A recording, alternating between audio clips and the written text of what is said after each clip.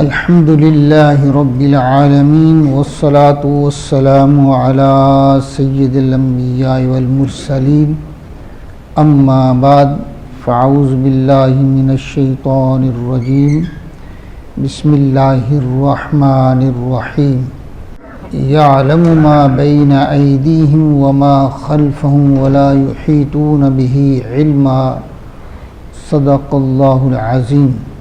یعلم وہ جانتا ہے، یعنی اللہ جل مجدہ کو علم ہے، ما بین ایدیہم وما خلفہم، جو کچھ ان کے آگے ہے، جو کچھ ان کے پیچھے ہے، یعنی اللہ جل مجدہ اس بات سے خوب واقف ہے۔ ولا یحیطون بہ علما، اور ان کا علم جو ہے وہ ذات باری تعالیٰ کا احاطہ نہیں کر سکتا، اللہ کے علم کا احاطہ نہیں کر سکتا۔ یہ جو آگے کا بیان ہے کہ اللہ تعالیٰ آگے سے بھی ان کے واقف ہے اور پیچھے سے بھی واقف ہے، اس کے بارے میں جو مفسرین نے، علماء نے اس سے مراد کیا لیا ہے، وہ کہتے ہیں کہ یہ آگے سے مراد آخرت کے احوال ہے، آخرت کے احوال ہیں، اور پیچھے سے مراد لوگوں کی دنیا کی زندگی کے اعمال، دنیا کی زندگی کے اعمال، یعنی اللہ جل مجدہ بندے کے دنیا کے ہر عمل سے خوب واقف ہے، اور آخرت میں اس کا جو نتیجہ مرتب ہوگا یہ اعمال کا، کسی کو جزا کسی کو سزا ہوگی، اللہ تعالیٰ اس سے بھی خوب واقف ہے۔ اور اللہ جل مجدہ، یہ جو تفسیر میں نے پہلے یہ امام قلبی رحمہ اللہ نے اس کا یہی معنی لیا ہے، اور مجاہد نے کہا ان کے آگے سے مراد ان کی دنیاوی معاملات ہیں اور ان کے اعمال، اور پیچھے سے مراد ان کا ثواب و عطاب ہے۔ اسی طرح دہاق نے کہا کہ اس سے مراد جو کچھ ہو چکا ہے اور جو کچھ ہونے والا ہے، یہ کہ قیامت کب آئے گی اور لوگ اس کا احاطہ نہیں کر سکتے، اس کا علم صرف اللہ کے پاس ہے۔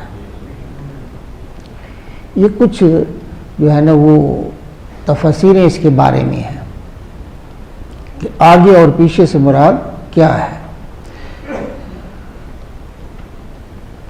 اللہ جل مجدہ کو بندے کے ہر علم کا، پیچھے آپ نے دیکھا نا یہ مضمون بھی آیا تھا کہ اللہ تعالیٰ جل مجدہ کے علم کا یہ عالم ہے کہ بندے کے دل کے اندر ابھی بات اٹھی نہیں ہے، زبان پہ آنے کی تو بہت دور کی بات ہے نا، ابھی وہ پیدا بھی نہیں ہوئی، اللہ کو پہلے سے علم ہے کہ اس کے دل کے اندر کون سا سوچ پیدا ہوگی، اللہ کو اس کا بھی علم ہے، اور پوری کائنات اپنے علم کو سمیٹ کر بھی اللہ کی حقیقی معرفت، اس کی حقیقت تک نہیں پہنچ سکتی۔ کیوں کہ اللہ کا علم ان کو محیط ہے، پوری کائنات کو، کائنات کا علم اللہ کو محیط نہیں ہے۔ تو جو محیط ہوتا ہے وہ اس محیط کہتے ہیں دائرہ جو ہوتا ہے، ہاں جی، اور جو دائرے کے اندر اس کو محاط کہتے ہیں۔ تو محیط کو تو دائرے کے اندر سب کا علم ہے، اب دائرے والے کو باہر کا کیا علم ہے، ہاں جی۔ تو اللہ جل مجدہ کا علم پھر آپ اللہ کا ذاتی علم ہے، کوئی کسبی نہیں ہے، کسی کا دیا ہوا نہیں ہے، اور ساری کائنات کا جتنا علم ہے یہ اللہ کا عطا کردہ ہے۔ اور ارشاد فرمایا وَعَنَتِ الْوُجُوهُ لِلْحَيِّ الْقَيُّومِ، اور سب منہ جھک جائیں گے، ساروں کے چہرے جھک جائیں گے، وَعَنَتِ الْوُجُوهُ، جھک جائیں گے، لِلْحَيِّ الْقَيُّومِ، اس زندہ قائم رکھنے والے کے بارگاہ میں، اس کے حضور میں ہر ایک کا چہرہ جو ہے وہ جھک جائے گا۔ یہ جو لفظ استعمال ہوا انت، اس کا جو ہے مادہ عین نون یا انا، تو انت کا لفظ جو ہے اس کا معنی ہے عاجزی اور ذلیل ہونا، اور العانی کا معنی ہے العسیر یعنی قیدی۔ الماوردی نے کہا کہ ذلت اور خشوع میں فرق ہے، ذلت اور خشوع میں فرق ہے، معنی دونوں آتے ہیں اس کے، لیکن کہ تھوڑا سا فرق ہے۔ وہ کیا ذلیل اس کو کہتے ہیں جو فی نفس ہی ذلیل ہو، اور جو اطاعت کی وجہ سے ذلیل ہو، یعنی جس کے اندر اللہ کی اطاعت میں جو عاجزی کرتا ہے، ہاں جی، وہ کہتے ہیں کہ جو اللہ کی اطاعت میں عاجزی کرتا ہے، اس خشوع کو، یہ جو ہے اس کو ہم خشوع کہتے ہیں، خضوع کہتے ہیں، ہاں جی۔ تو یہاں یہی معنی ہے کہ اللہ کی بارگاہ میں جو حی القیوم ہے، جس کی دو صفات کو بیان کیا گیا ہے، اور علماء نے کہا کہ یہ لفظ حی الحی القیوم یہ اللہ کے اسم اعظم میں سے ہے، اسم اعظم میں سے ہے کہ اللہ جل مجدہ کی اس صفت کو بیان کیا گیا ہے کہ سب کے چہرے عاجزی کی وجہ سے اس کی بارگاہ میں جھک جائیں گے۔ وَقَدْ خَابَ مَنْ حَمَلَ ظُلْمًا، بے شک نامراد اور برباد وہی ہوگا جس نے ظلم کا بوجھ اٹھا کے اللہ کی بارگاہ میں آئے گا، سب سے زیادہ نامراد وہ ہوگا۔ وَمَنْ يَعْمَلْ مِنَ الصَّالِحَاتِ فَهُوَ مُؤْمِنٌ فَلَا يَخَافُ ظُلْمًا وَلَا حَدْمًا، اور جو کچھ نیک عمل کرے، مَنْ يَعْمَلْ مِنَ الصَّالِحَاتِ، اور جو کچھ نیک عمل کرے گا، وَهُوَ مُؤْمِنٌ، اور اس حالت میں کہ وہ مومن ہے، مسلمان ہے، فَلَا يُخَافُ ظُلْمًا وَلَا حَدْمًا، تو اسے نہ زیادتی کا خوف ہوگا نہ نقصان ہوگا۔ قیامت کے روز اس کو کوئی خوف والی بات نہیں ہوگی۔ پیچھے ظلم کی بات ہے، جو ظلم لے کے آئے گا وہ تو نامراد رہے گا، تباہ و برباد ہو جائے گا، لیکن اللہ کی بارگاہ میں جو نیک اعمال لے کے آئے گا، جو نیک، اور اس کے ساتھ اللہ نے مومن ہونے کی شرط لگائی ہے، وہ مومن، اس کے نیک اعمال ہوں، نمازیں ہوں، روزے ہو، حج ہو، لیکن اللہ کی بارگاہ میں مومن بھی ہو، اللہ کی بارگاہ میں مومن بھی ہو، مسلمان بھی ہو۔ یہ قید کیوں لگائی ہے؟ اس کا معنی ہے کہ ظاہراً عمل صالح جو ہے وہ غیر مومن سے بھی سرزد ہوتے ہیں، دیکھنے کو وہ اچھے ہوتے ہیں۔ مثال کے طور پر منافق مدینہ جو تھے وہ حضور کے پیچھے نمازیں نہیں پڑھتے تھے، تو نماز بازار کیا ہے؟ ایک نیک عمل ہے، ہاں جی۔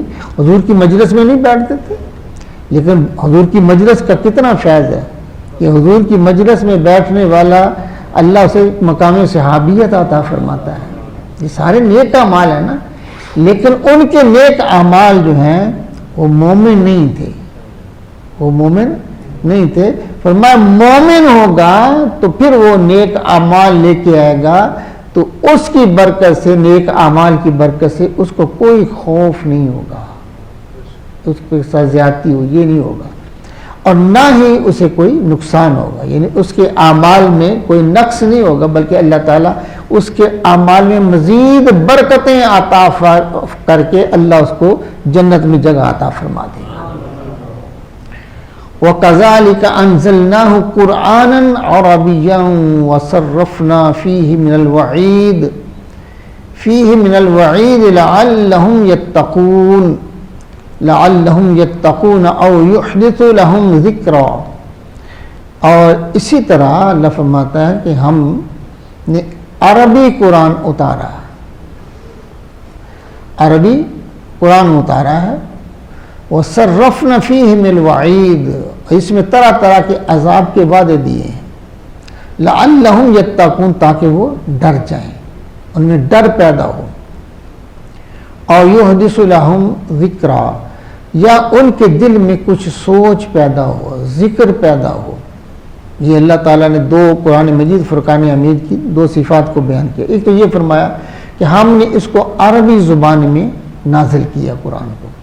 اس کا سبب کیا ہے کہ جو پہلے مخاطب ہیں اس وحی کے، قرآن مجید کے پہلے مخاطب جو ہے ان کی زبان کیا ہے؟ عربی، تاکہ ان کے لیے آسانی رہے، سمجھنے میں کوئی مشکل پیش نہ آئے۔ اور فرمایا ہم نے اس کے اندر یعنی عذاب کے وعدے دیے ہیں، بار بار کہا ہے کہ اس کے اندر عذاب آئے گا، جو ایسے حرکت کرے گا اس کے لیے عذاب ہے، کافر کے لیے عذاب ہے، مشرک کے لیے عذاب ہے، بدعمالیوں کی سزا ہے۔ یہ ساری چیزیں ہم نے یہاں بیان فرمائی ہیں تاکہ لوگوں کے دل کے اندر ڈر پیدا ہو، تقوی پیدا ہو، اور یا یحدث لہم ذکرا، یا اس کو قرآن مجید کو نازل کرنے کا معنی یہ ہے عربی زبان میں تاکہ ان کو اس کی سوچ پیدا ہو جائے، اللہ کا ذکر جو ہے ان کے دلوں کے اندر آ جائے، اور یہ فکر پیدا ہو جائے کہ ہم اس قرآن کی وجہ سے اللہ تعالیٰ کی معرفت کی طرف گامزن ہو جائیں۔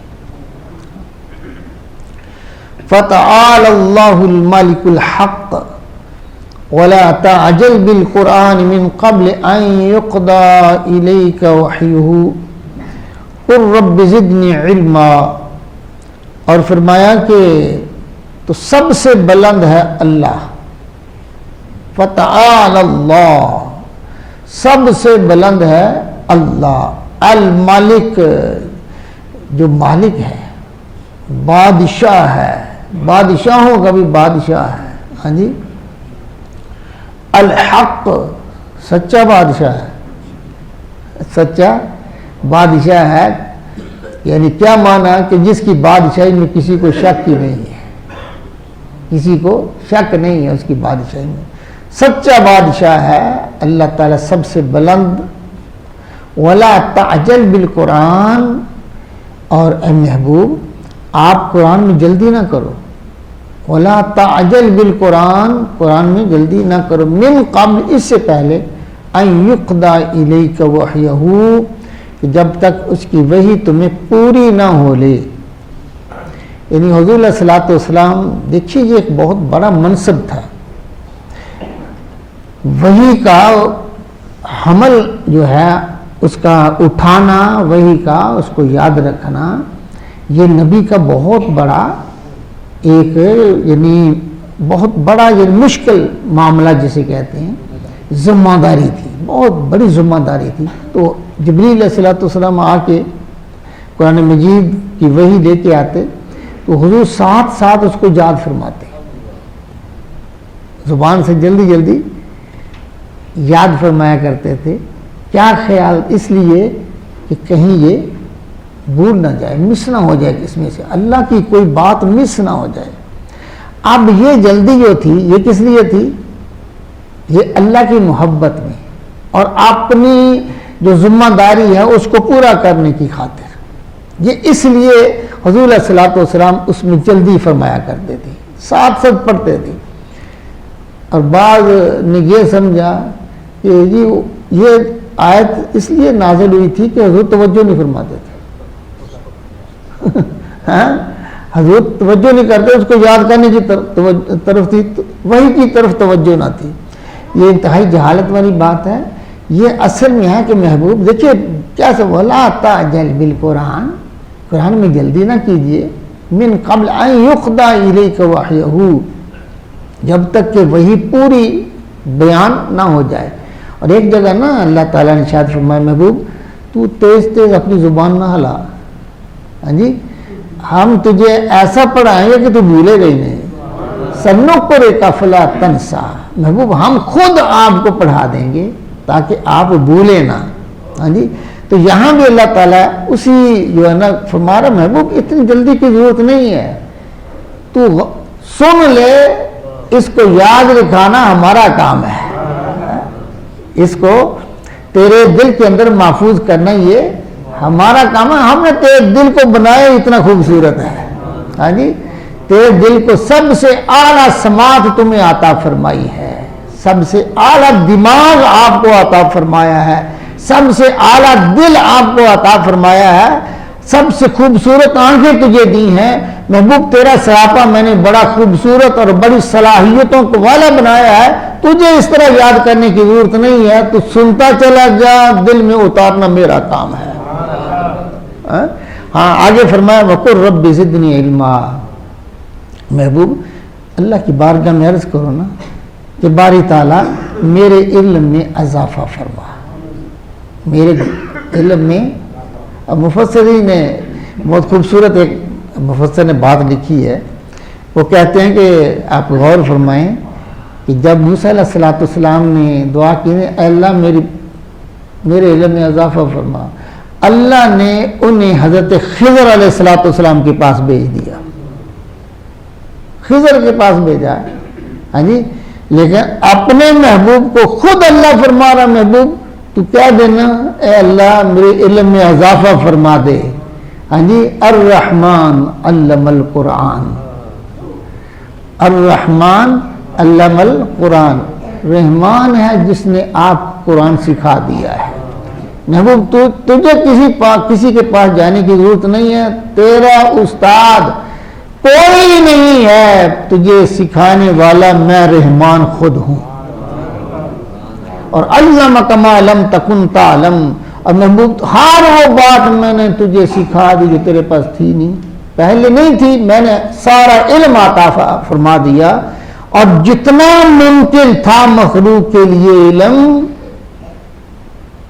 جتنا ممکن تھا مخلوق کے لیے علم، محبوب وہ سارا کا سارا علم میں نے آپ کو عطا فرما دیا۔ علمک ما لم تکن تعلم کا یہی معنی ہے کہ جتنا ممکن تھا مخلوق کے لیے وہ سارا علم میں نے آپ کو عطا فرما دیا ہے۔ فرمایا محبوب آپ فرما دیا، عرض کرو اللہ کی بارگاہ میں اے میرے رب مجھے علم زیادہ دے دے، مجھے علم، یہ دعا کرتا چلا جا میں تجھے علم عطا کرتا چلا جاؤں گا۔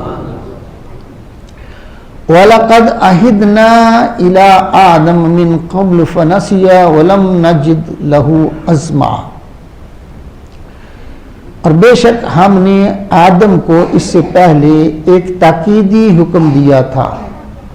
وَلَقَدْ عَهِدْنَا إِلَىٰ آدَمَ مِنْ قَبْلُ، اس سے پہلے ہم نے آدم علیہ السلام کو ایک تاکیدی حکم دیا تھا، یہاں عہد کا معنی حکم دینا ہے، کہ حکم دیا تھا، اور وہ یہی تھا کہ اس درخت کے قریب نہیں جانا ہے، اس درخت کے قریب نہیں جانا ہے، یہ ہم نے آدم علیہ السلام کو حکم دیا تھا۔ اب کیا ہوا، فناسیہ، آدم علیہ السلام وہ بھول گئے، تو وہ بھول گئے۔ اگر اللہ تعالیٰ نے جو اس کے بعد جو ارشاد فرمایا نا، سارے شبہات ختم ہو جاتے ہیں۔ وَلَمْ نَجِدْ لَهُ عَزْمًا، اور ہم نے اس کا قصد نہ پایا، ہم نے اس کا قصد نہ پایا۔ معنی کیا ہے کہ بھول کا علم جو ہے اللہ فرماتا ہے بھولا ہے، ہم نے اس کے اندر یہ ارادتاً ایسا نہیں کیا ہے۔ آدم علیہ السلام نے یہ جو درخت کے قریب گئے ہیں تو یہ ارادتاً ایسا نہیں، اللہ قصد کا معنی ارادہ ہی ہے نا۔ اللہ فرماتے ہیں کہ یہ قصد جو ہے، یہ ارادہ ہم نے اس کے دل کے اندر نہیں پایا، بھول گیا تھا، میرا آدم بھول گیا تھا۔ تو معنی یہ ہے کہ بھولنے والا، دیکھیے یہ اللہ کی حکمتیں ہیں، یہ اللہ کی حکمتیں ہیں نا، ہاں جی، یہ ساری زمین کو سجانا جو تھا اللہ نے، ہاں جی، آدم علیہ السلام، یہ ایک بہانہ بنانا کہ ساری زمین کو سجانا تھا، پھر آدم کی پشت سے محمد نے آنا تھا صلی اللہ علیہ وسلم، قرۃ عین بک یا رسول اللہ۔ موسیٰ علیہ السلام، عیسیٰ علیہ السلام، حضرت ابراہیم، اسماعیل علیہ السلام، کتنے پیغمبر آئے ہیں جو سارے آدم کی اولاد ہے یا نہیں ہے؟ کیوں جی، اتنی شانوں والوں انبیاء نے آنا تھا، ہدایت کا ایک پیغام چلانا تھا، ہاں جی، اللہ نے انسان کو اشرف المخلوقات بنایا ہے، ہاں جی، یہ سارا نظارہ دکھانا تھا۔ محبوب فرمایا فناسیت، میرا آدم بھول گیا. ایک کہتا ہے ارادتن، ایک قصد کرنا، کسی سے روکا ہے بندہ ارادتن وہ عمل کرتا ہے تو یہ گناہ ہے. یہ کیا ہے؟ گناہ ہے. بھول سے گناہ نہیں ہوتا ہے، بھول سے گناہ نہیں ہوتا ہے. بھول جو گیا ہے، یہ آگے روزے ہیں گے نا، اگر کوئی بھول سے پانی پی لے کیوں جی تو اللہ معاف فرما دیتا ہے یا نہیں؟ اس کا روزہ رہتا ہے یا نہیں رہتا؟ بھول سے اگر ایسا ہو جائے تو پھر وہ یعنی اگر ارادتاً پانی پی لے پھر ٹوٹ جائے گا نا. اگر بھولے سے پی لے، کھانا بھی کھا لے تو ٹوٹا نہیں نا، روزہ نہیں ٹوٹتا. کیوں کہ بھول چول اللہ نے معاف فرمائی ہے، بھول چول. لیکن آپ کہیں گے پھر اگر یہ بات ہے تو یہ پھر آدم علیہ السلام کو یہ جو جنت سے باہر نکال دیا، ہاں جی، پھر کئی سال وہ اللہ کی بارگاہ میں روتے رہے، معافیاں مانگتے رہے، استغفار کرتے رہے، پھر یہ کیوں تھا؟ یہ اتنی جو اللہ تعالیٰ نے یہ ایسے کیوں کیا؟ اگر بھول معاف ہے تو اس کا معنی یہ ہے کہ دیکھیے ہر ایک کے ساتھ ایک جیسا سلوک تھوڑا ہوتا ہے. ہاں جی، امام شاعری فرماتے ہیں نا، جتنا قرب ہوتا ہے نا، جتنا قرب ہوتا ہے اتنا امتحان بھی سخت ہوتا ہے. وہاں امتحان بھی سخت ہوتا ہے. حسنات الابرار سیئات المقربین، ابرار لوگ جو ہیں، جو نیکی جس لیبل کی اور جس مقام کی نیکی کا عمل جو ہے وہ ابرار کریں، اگر مقرب بھی وہی ہے اسی طرح کی نیکی کریں، اسی معیار کی نیکی کریں، اللہ کی بارگاہ میں مقربین کے یہ گناہ تصور ہوتا ہے، یہ لغزش تصور ہوتی ہے. اب دیکھیے مثال کے طور پر ہم نے بھی نماز پڑھی ہے، ہم نے بھی نماز پڑھی ہے. ایک وہ شخص ہے جسے اللہ نے اپنا قرب عطا فرمایا ہے. ہماری نماز میں اس کی نماز میں زمین و آسمان کا فرق ہے، ہوتا یا نہیں ہے؟ ہاں جی، ہمارے نیک اعمال میں اور ان کے نیک اعمال میں زمین و آسمان کا فرق ہے. چیز تو ایک ہی ہے، ایک ہی ہے نا. لیکن اگر وہ بھی ہماری طرح نماز پڑھیں گے نا، ان کی پکڑ ہو جائے گی، ان کی پکڑ ہوئے گی کہ تو بھی اسی طرح کا، تیرے ساتھ تو معاملہ میرا کچھ اور ہے، تیرے ساتھ تو میرا معاملہ کچھ اور ہے.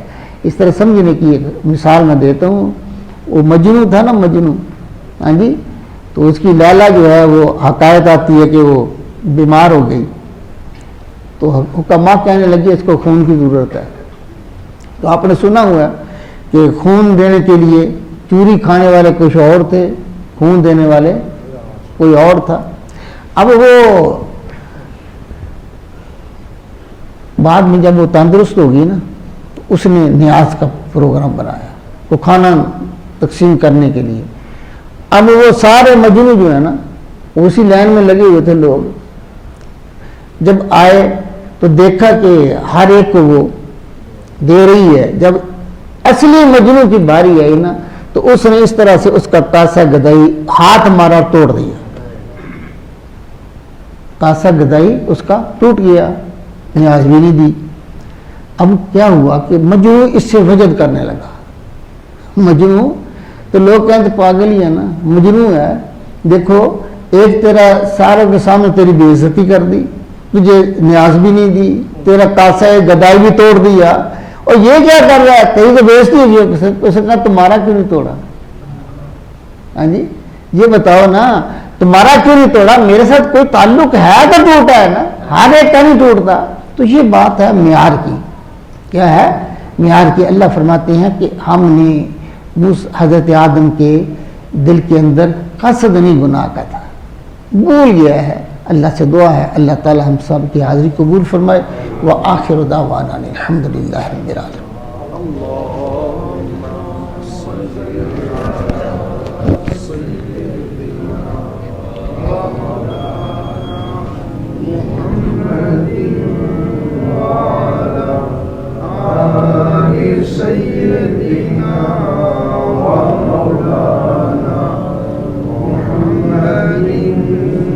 وبارك وسلم